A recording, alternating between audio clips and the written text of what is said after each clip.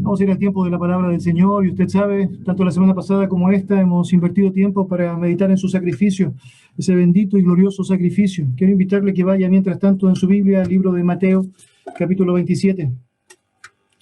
Y es por medio de esta porción que comenzamos a abordar la semana recién pasada que hemos sacado lecciones que son tremendas, necesarias de reconocer, recordar, de reavivar nuestros propios corazones en nuestro amor hacia Dios en cuanto a lo que significa aquello que sabemos es tan gráfico, tan literal, tan real, tan grandioso en amor por los suyos. Y todo lo que hemos aprendido hasta ahora, que fue reforzado de manera preciosa, la soberanía del Señor el día viernes por nuestro hermano Alejandro, nos ayuda a poder notar la maravilla de lo que Dios estuvo dispuesto a hacer y cómo hay tantas evidencias palpables de esa grandeza y entrega gloriosa de nuestro Señor Jesucristo en la cruz, el justo por los injustos, muriendo allá y estando dispuesto a morir en esa muerte y muerte de cruz.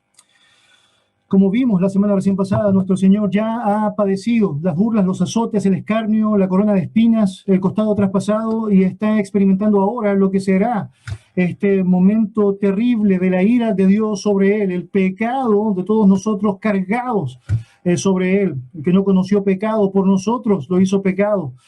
Y la Biblia nos entrega ya declaraciones impresionantes de cómo Él jamás pierde el control a pesar de la falta de sangre, a pesar de la angustia que claramente significaba y el dolor que significaba aquel momento, a pesar de lo que involucra los gritos de la muchedumbre, tanto en el gemir de aquellos que sufrían al verle sufrir a Él, como también de aquellos que se burlaban, exclamando allá acusaciones y obviamente escarnios hacia su persona. Pero Él mantiene el control hasta el final. Y termina diciendo de una manera increíble, consumado es, encerrando con ello todo lo que había sido el cumplimiento del plan divino encarnado en su propia persona.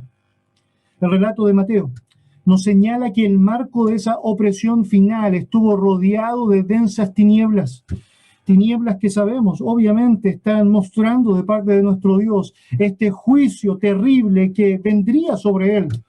Un juicio que hizo recordar, como el texto dice, a toda la tierra, algo que nosotros podemos dimensionar en su significado real, que esa era nuestra vida, esa era nuestra condición, esa era nuestra realidad, y Cristo estuvo dispuesto a tomarla sobre sí. Pero luego de eso, sabemos, fueron disipadas. La Biblia nos enseña que la hora novena, es decir, las 3 de la tarde nuestra, nuestro Señor Jesucristo ha dado su último aliento y las tinieblas se disipan. Y con eso, la esperanza para nosotros claramente se nos hace absolutamente efectiva. Lo cierto es que la luz se ha encargado de disipar esas tinieblas, la verdadera luz que vino al mundo.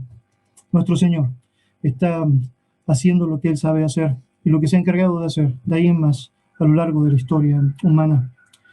Pero aquello no fue todo lo que Dios quiso reflejarnos a través de su palabra a nosotros. No solamente quiso dar detalles sobre lo que significó su muerte, sino que además quiso en su sabiduría otorgarnos testimonios, testigos presenciales que pueden autentificar lo que fue este sacrificio divino. Obviamente elementos sobrenaturales que están mostrando cómo el poder de Dios se hizo gráfico en aquella escena.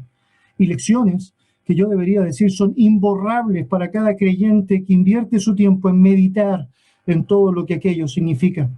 Quiero invitarle, por favor, a que me acompañe allá en su Biblia, Mateo 27, y voy a leer del versículo 51 en adelante para hablar sobre los testimonios de la cruz, un énfasis en los testigos de la muerte de Cristo. La palabra del Señor dice así: He aquí, el velo del templo se rasgó en dos, de arriba a abajo, y la tierra tembló, y las rocas se partieron. Y se abrieron los sepulcros, y muchos cuerpos de santos que habían dormido se levantaron. Y saliendo de los sepulcros, después de la resurrección de él, vinieron a la santa ciudad, y aparecieron a muchos. El centurión y los que estaban con él, guardando a Jesús, visto el terremoto y las cosas que habían sido hechas, temieron en gran manera, y dijeron, verdaderamente este era Hijo de Dios.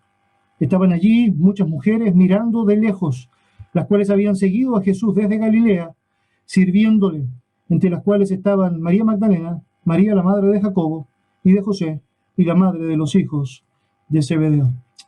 Bueno, acompáñenme en oración. Señor, te damos muchas gracias por tu bendita palabra y todo aquello, Señor, que nos has enseñado y nos enseñarás por medio de ella.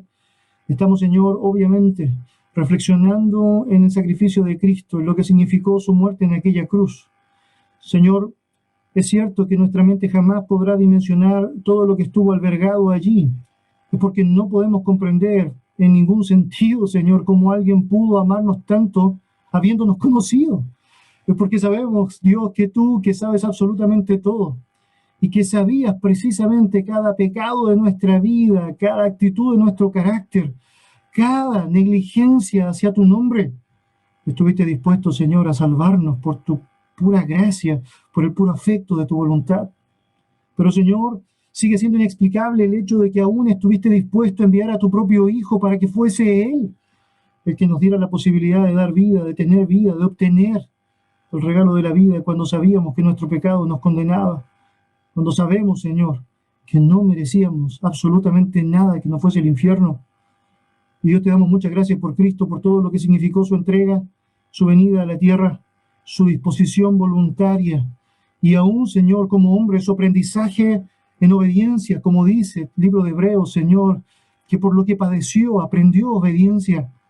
Gracias por ese ejemplo precioso de entrega, porque nos deja un ejemplo para que sigamos sus pisadas y nos enseña cómo es tan importante que nosotros podamos mirarle a Él, apreciar lo que Él ha hecho, podamos estimar su santo nombre y podamos servirle con todo nuestro corazón.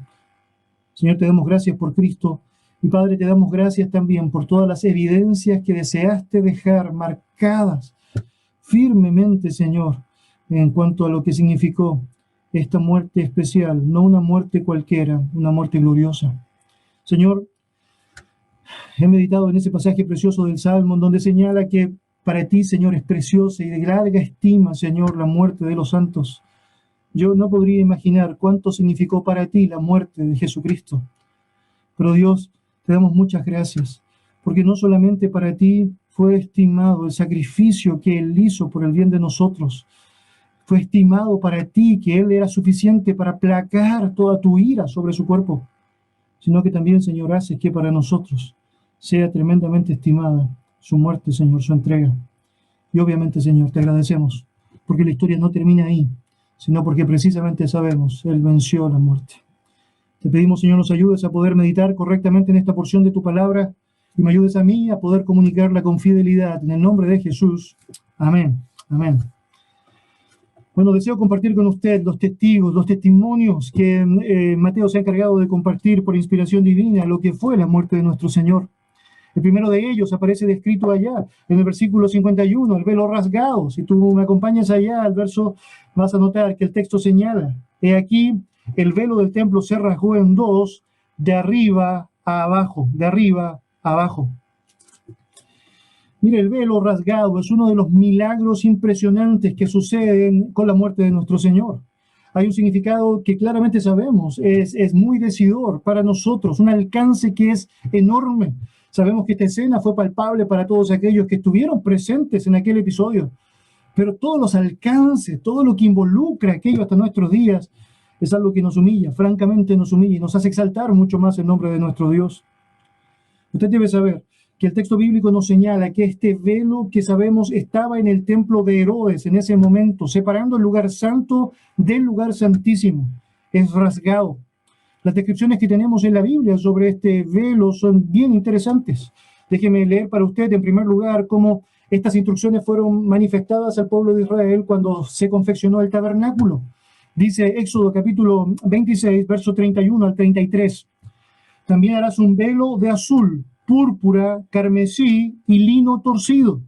Será hecho de obra primorosa, con querubines, y lo pondrás sobre 4 columnas de madera de acacia cubiertas de oro, sus capiteles de oro sobre basas de plata, y pondrás el velo debajo de los corchetes y meterás allí del velo de allí del velo adentro el arca del testimonio, y aquel velo os hará separación entre el lugar santo y el lugar santísimo.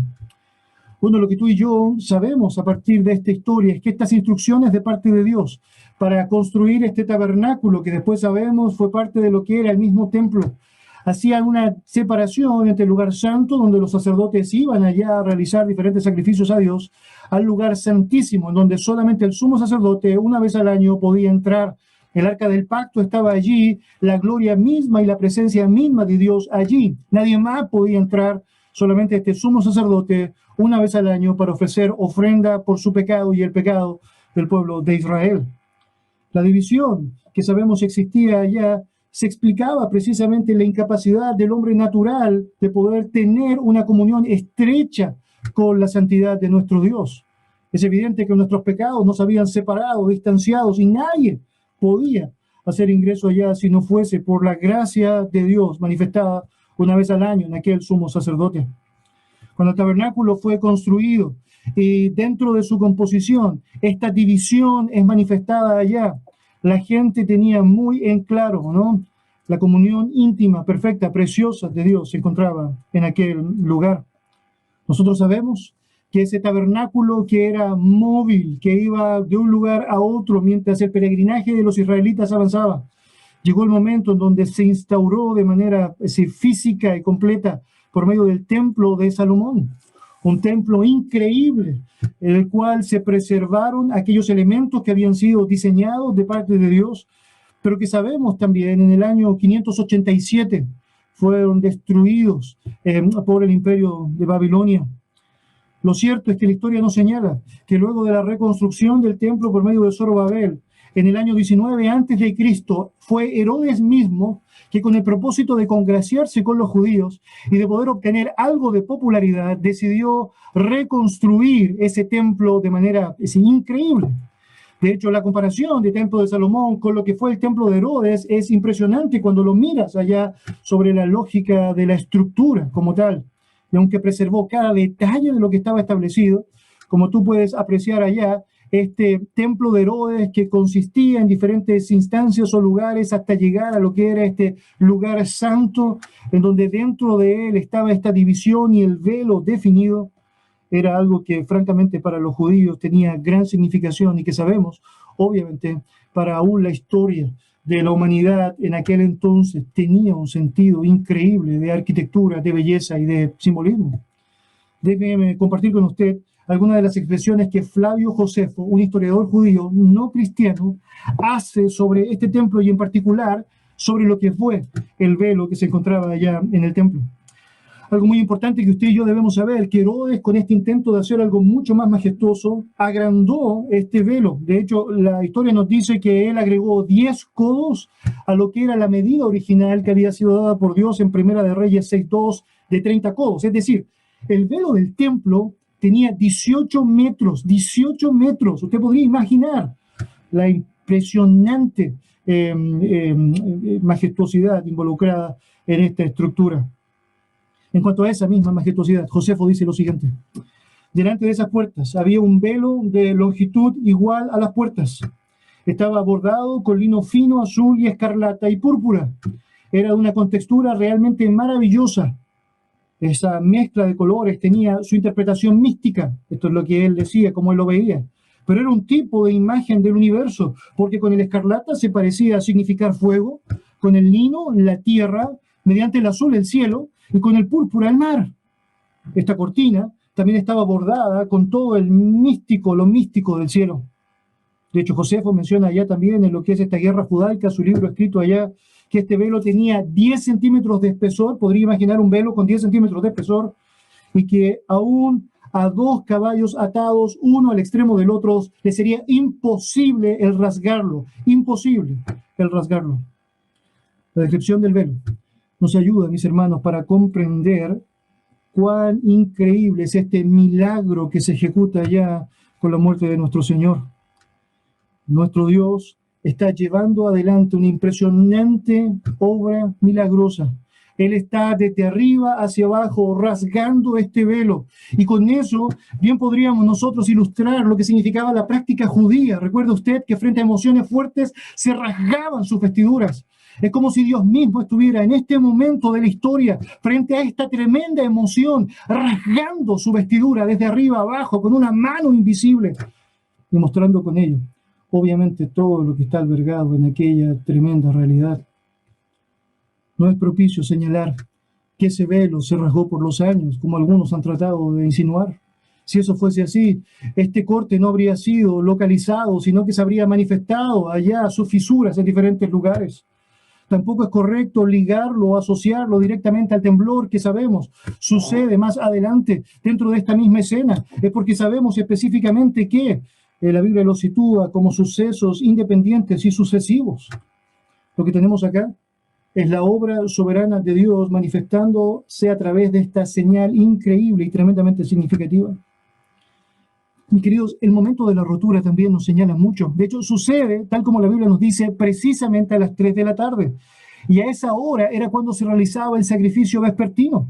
Por lo tanto, ese lugar está lleno de sacerdotes en el lugar santo, realizando allá lo que era parte de lo que era la lógica sacrificial. Todos ellos son testigos de esto que debe haber llenado sus corazones de terrible pavor. Una escena que sin duda tiene que haber sido absolutamente aterradora para ellos. Y no deja de ser impactante para mí pensar que la mayoría de ellos, aún a pesar de ver esa tremenda escena con todo lo que estuvo involucrado allá, no quisieron creer que Jesucristo era el todo suficiente Señor y Salvador, el todo suficiente Mesías. Mire, la rotura del velo como un marco para lo que era esta muerte de Cristo manifestó de manera preciosa que su sacrificio era la expiación suficiente y permanente que los hombres necesitaban por su pecado. El camino al lugar santísimo ahora estaba abierto, ya no había una separación, ya no era necesario un mediador humano o un sacrificio insuficiente, lo que ahora hacía propicio el hecho de que tú y yo pudiésemos entrar a la presencia de Dios había sido logrado por medio de la sangre de Jesucristo, por medio de su entrega completa y total. Todos, absolutamente todos los rituales y sacrificios llevados adelante antes de la muerte de Cristo no eran más que símbolos, no eran más que escenas o sombras de lo que ese Cordero sin mancha y sin contaminación iba a llevar adelante. La Biblia nos señala en el libro de Hebreos, capítulo 10, versículo 4, porque la sangre de los toros y los de los machos cabríos no puede quitar los pecados, nunca pudo quitarlo solo. Era sombra o símbolo de aquello que sabemos solamente Cristo pudo hacer una vez y para siempre. Mis queridos, a la hora del sacrificio vespertino y en la mismísima Pascua, no se olvide de eso, la mismísima Pascua, el Cordero de Dios que quita el pecado del mundo, derribó la pared intermedia que existía, la división existente que existía entre Dios y los hombres. Tenemos libertad entonces para poder entrar libremente al lugar santísimo.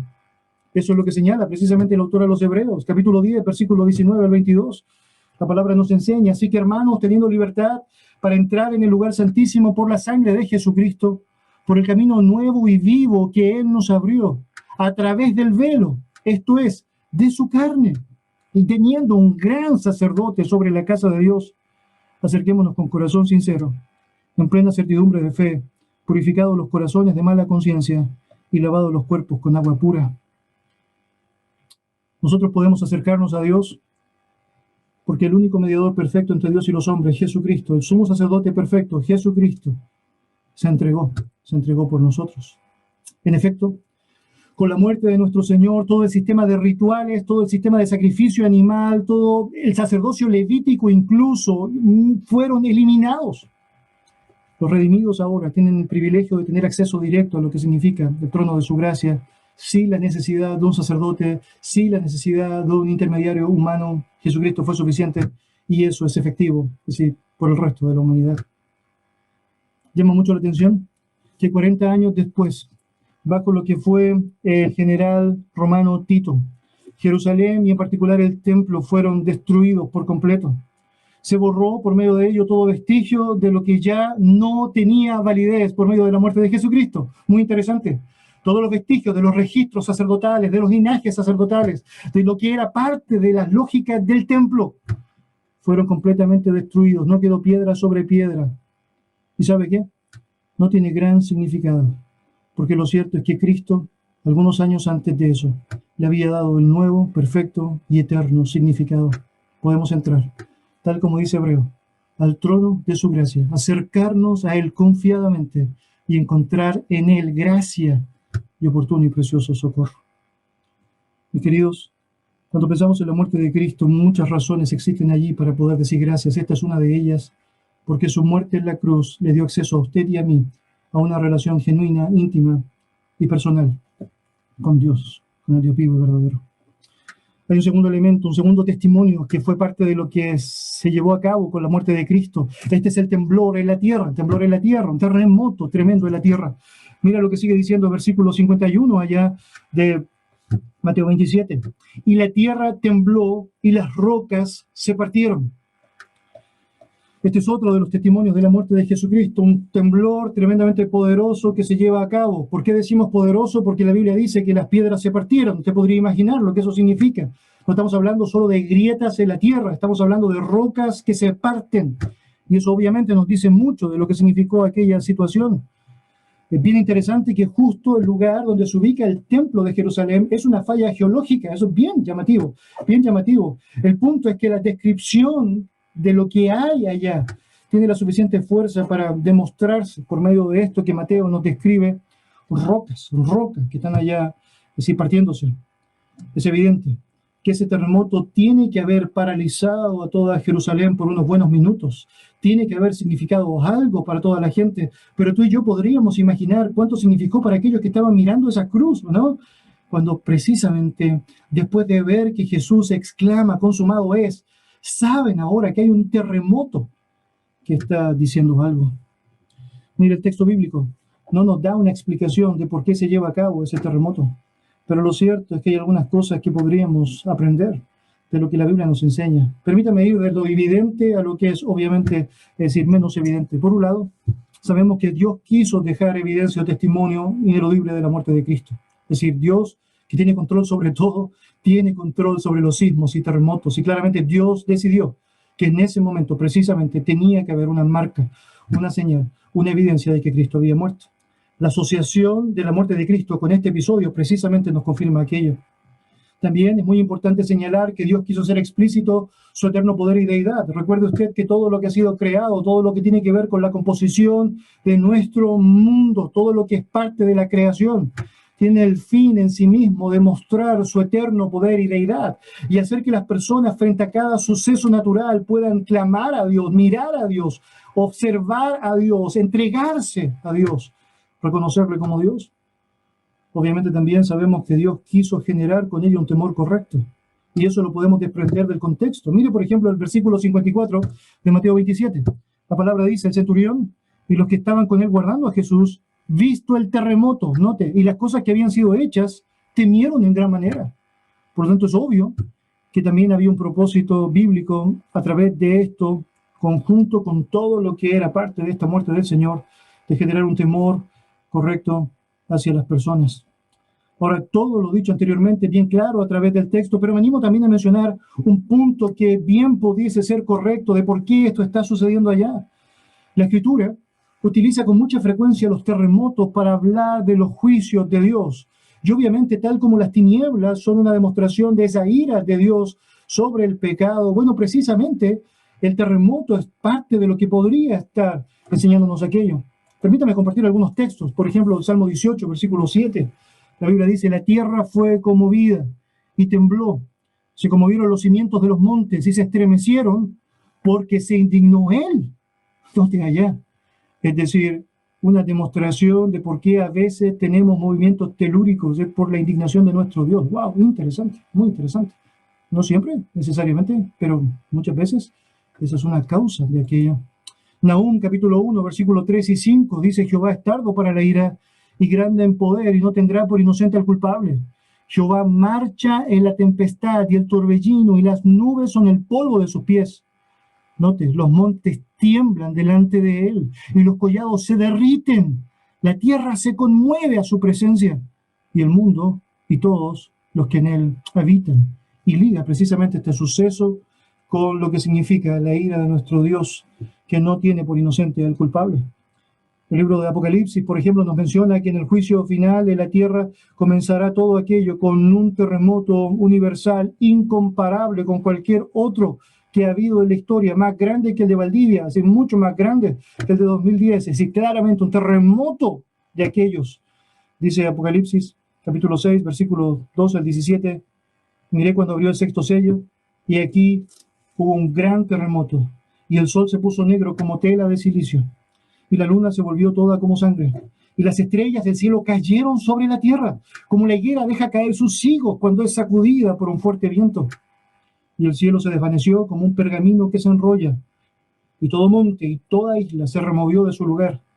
Y los reyes de la tierra, y los grandes, los ricos, los capitanes, los poderosos, y todo siervo y todo libre, se escondieron en las cuevas y entre las peñas de los montes, y decían a los montes y a las peñas: caed sobre nosotros y escondednos del rostro de aquel que está sentado sobre el trono y de la ira del Cordero, porque el gran día de su ira ha llegado, y ¿quién podrá sostenerse en pie? Este terremoto es el inicio de este juicio terrible que el mundo experimentará en aquellos días, en donde reconocen que es la ira del Cordero de Dios quien está llevando adelante este suceso, este episodio. Una buena posibilidad es que este terremoto está enmarcándose en el juicio recibido por Cristo allá de parte de Dios. El terremoto puede ser una arista más que deja en claro este juicio divino y una expresión notoria del poder de nuestro Dios. Hay un tercer suceso que el libro de Mateo nos menciona, suceden allí en la muerte del Señor, y esta es la resurrección de los santos. Mire por favor allá el versículo 52.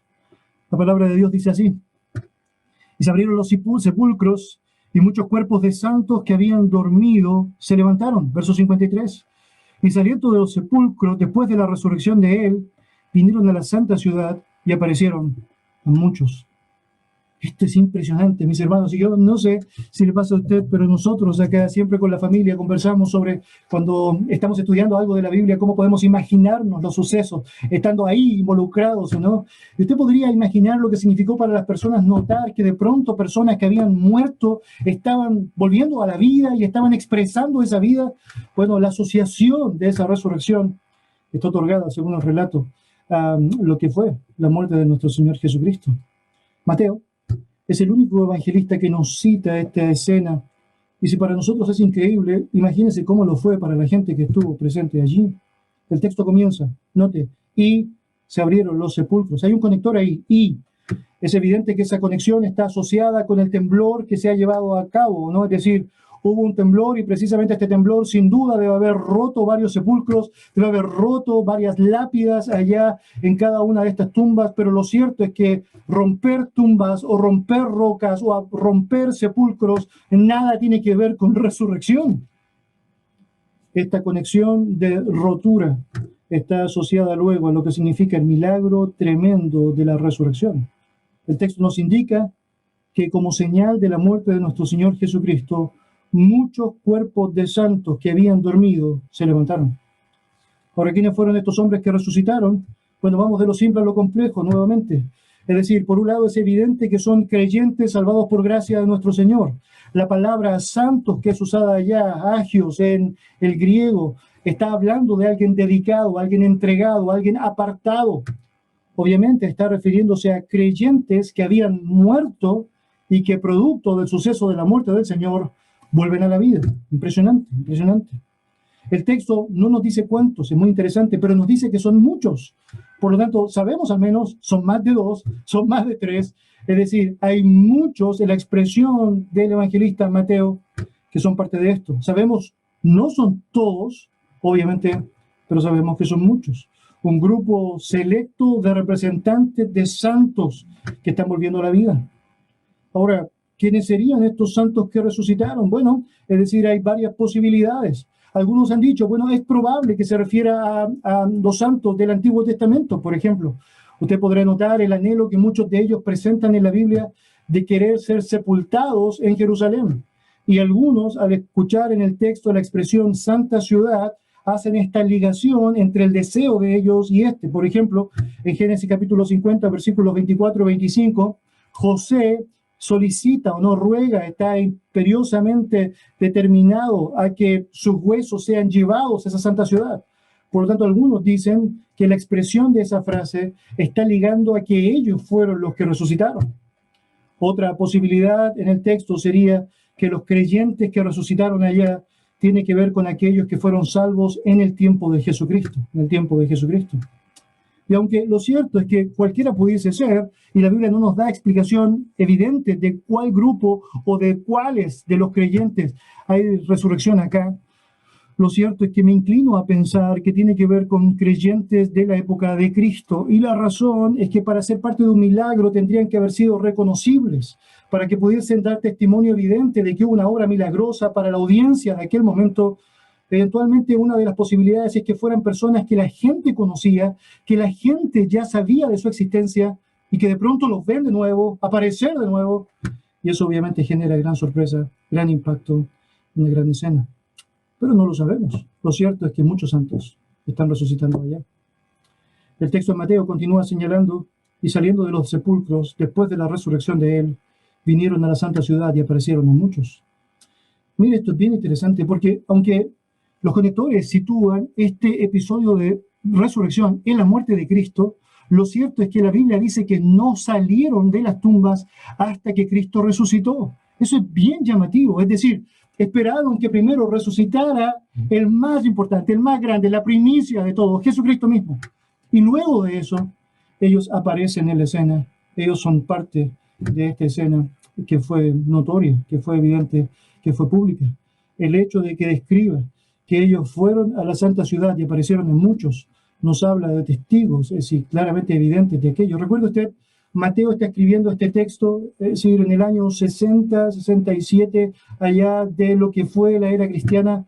Es evidente que muchos de los que pueden haber resucitado o estaban vivos, o muchos de los que vieron a estos resucitados, pudieron apreciar y podrían haber dado testimonio de que lo que Mateo decía era falso, pero nadie lo hace. La razón es que fue evidente para ellos que la resurrección se había llevado a cabo. La aparición a muchos es una alusión clara al testimonio ineludible de ese milagro que acompañó la muerte de nuestro Señor Jesucristo. Es obvio que el texto no nos responde todas las preguntas que quisiéramos tener, ¿o no? ¿Qué pasó con ellos después, no? ¿Volvieron a morir? ¿No volvieron a morir? ¿Resucitaron con cuerpos glorificados y luego fueron directamente a la presencia del Señor? Bueno, no lo sabemos y no vamos a decir más de lo que el texto dice, pero la escena en sí misma ya es impresionante y francamente solamente asociado a lo que significaría una muerte impresionante como la de Cristo. Hay otro testimonio, otro testigo que aparece allá en la cruz y tiene que ver precisamente con los soldados que son salvados, Mire el versículo 54, por favor, en su Biblia, Mateo 27, verso 54. El texto señala: el centurión y los que estaban con él, guardando a Jesús, visto el terremoto y las cosas que habían sido hechas, temieron en gran manera y dijeron: verdaderamente este era Hijo de Dios. Mire, hasta el momento hemos notado tremendos milagros, impresionantes milagros en lo que está asociado la muerte de nuestro Señor. Pero el milagro de la salvación no hay duda alguna, es y tiene preeminencia sobre cualquier otra naturaleza milagrosa. Déjeme decirlo de tal manera, porque obviamente si cuando la Biblia nos menciona, Mateo 20, versículo 28, Jesucristo vino para dar su vida en rescate por muchos, por lo tanto, la mayor significación milagrosa de su muerte tiene que ver con la vida que otorga por medio de su entrega. Yo quisiera decir, esto es una gran ayuda para aquellas personas que consideran que son tan importantes las señales para poder creer. Y lo cierto es que no son tan importantes a la luz de la más grande señal que tiene que ver con la salvación de nuestras vidas, la salvación de nuestras almas. Lo cierto es que sin importar todas las grandes señales que se realizaron por parte del Señor Jesucristo, la mayoría de la audiencia ya no le creyó como el Mesías. Por lo tanto, lo que hace milagroso el hecho de que personas puedan venir al conocimiento de la verdad es que precisamente Él estuvo dispuesto a otorgarles la luz del Evangelio a sus corazones. Es impactante pensar en la escena narrada en Lucas, en donde vemos que Jesucristo aún en la cruz está otorgando perdón y salvación.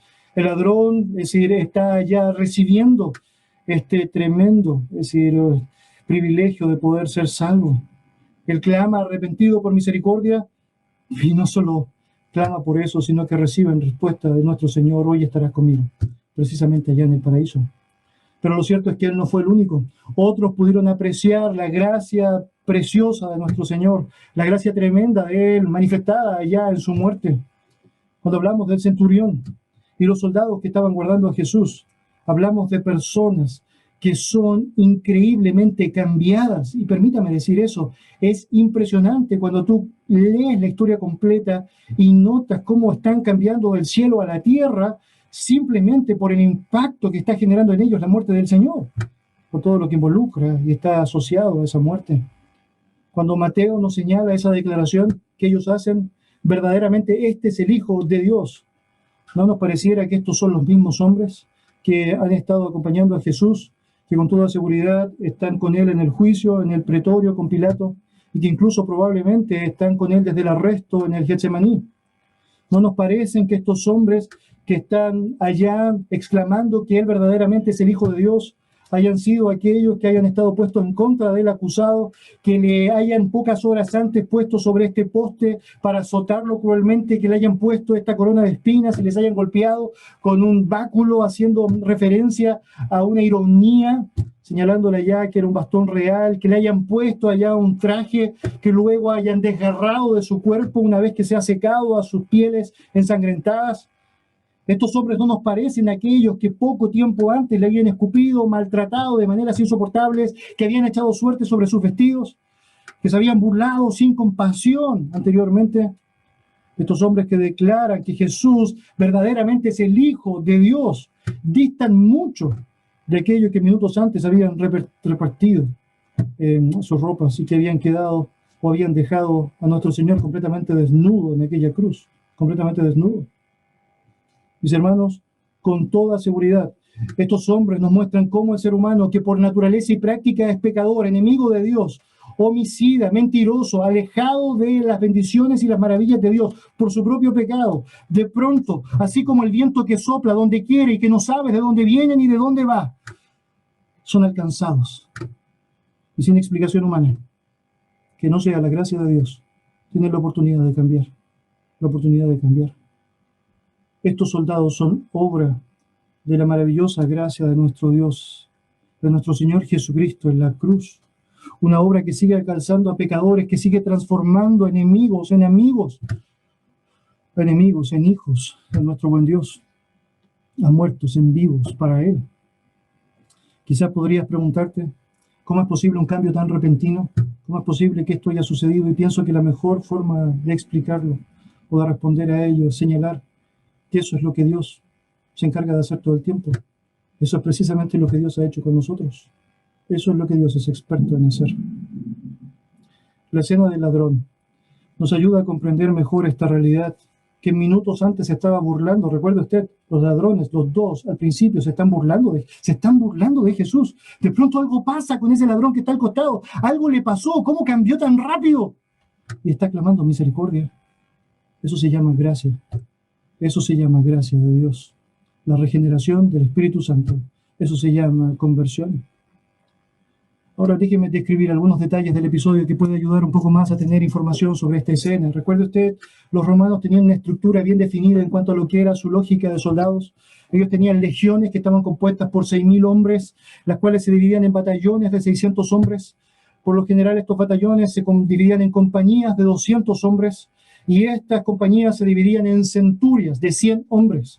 Por lo tanto, este centurión que aparece descrito acá junto a sus soldados, que sin duda son de su centuria, está a cargo, es responsable, es el comandante de la división encargada de dar muerte, atormentar y dar muerte a Jesucristo.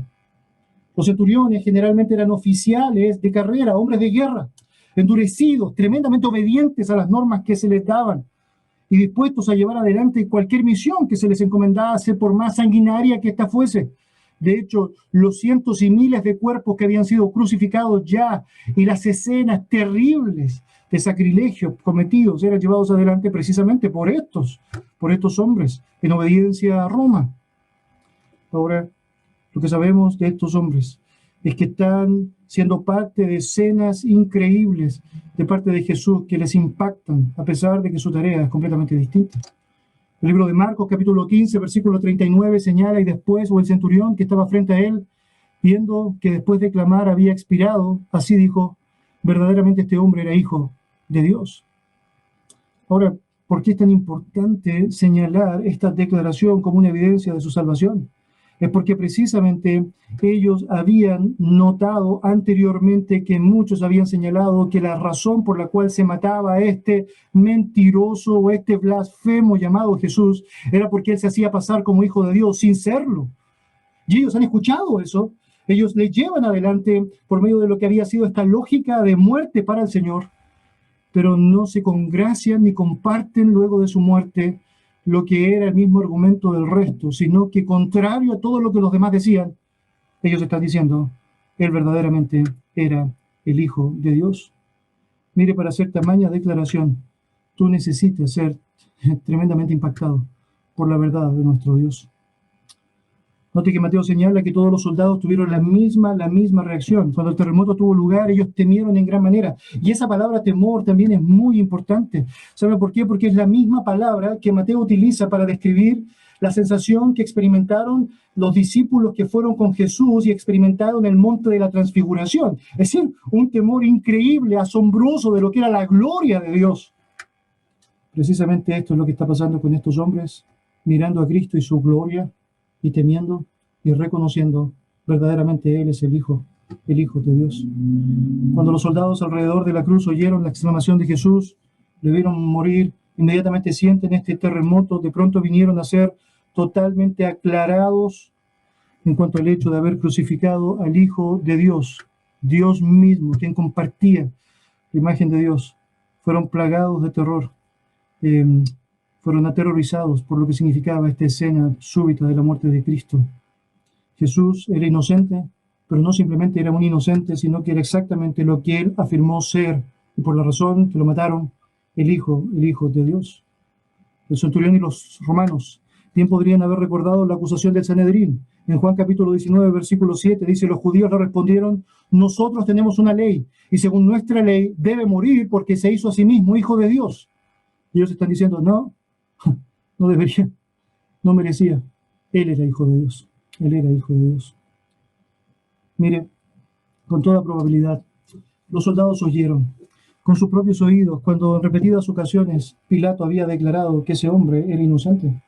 Ellos sabían muy bien que él no era culpable de ningún crimen que hubiera constituido un peligro para los intereses de Roma.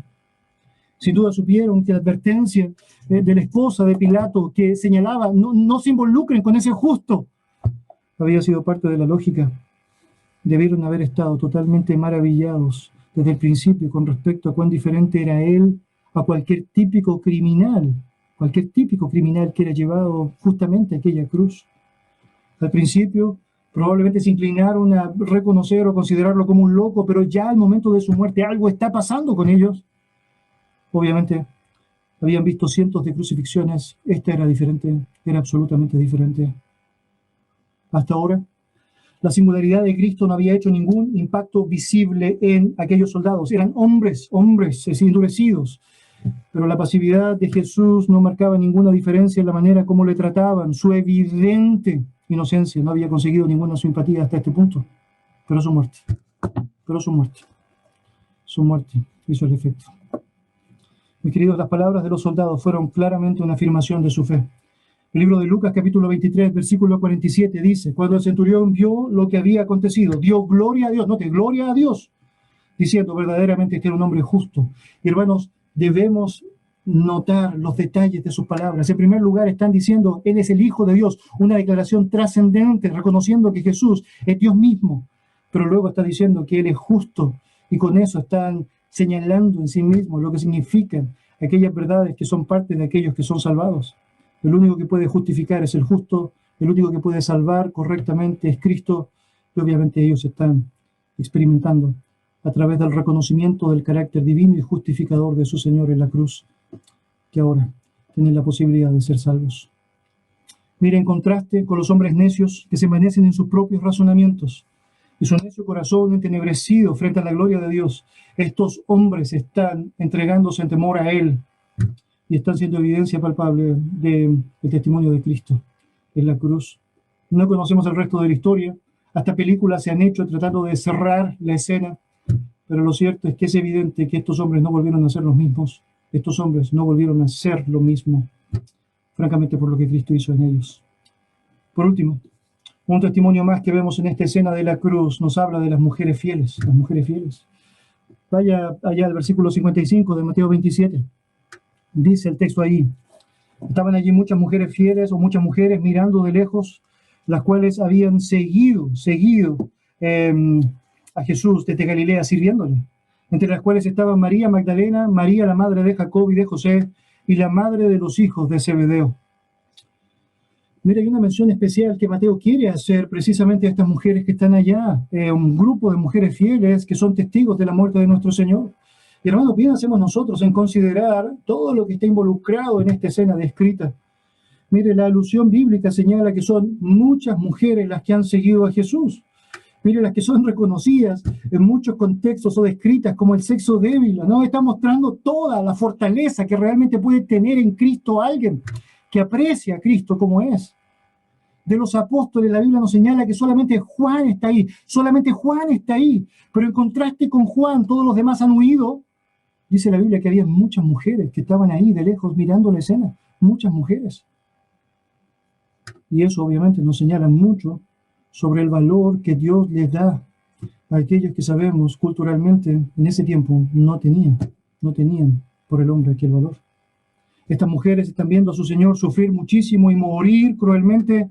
Ahí la alusión de estar mirando de lejos, obviamente son lo suficientemente valientes para estar ahí y saber que estar ahí les exponía. Están matando a su líder. Claramente ellas podrían exponerse a ser muertas también. Pero el dolor, el pavor de la escena no les permite estar más cerca de lo que claramente quisieran estar.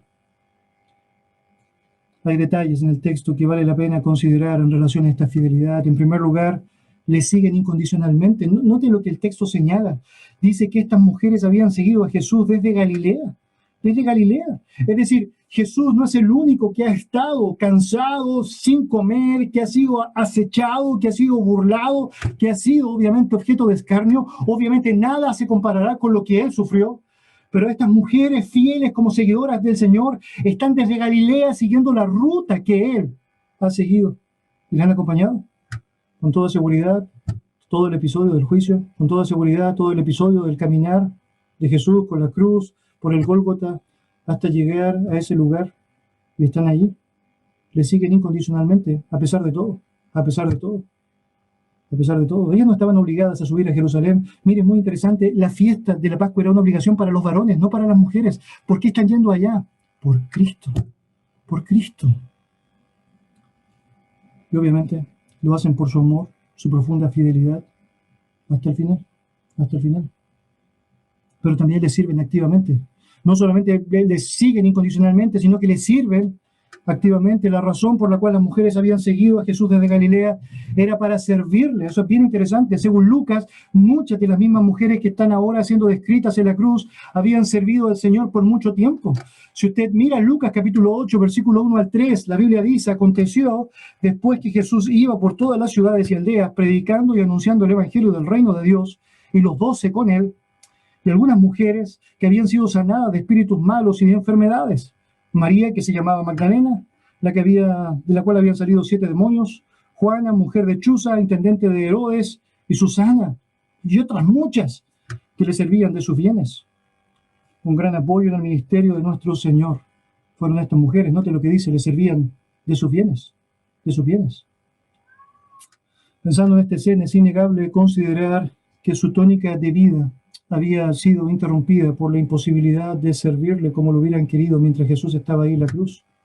Precisamente son ellas las que aparecen después cuando Jesús es llevado al sepulcro y tratan de vestirle, tratan de cuidarle, tratan de tomar su cuerpo.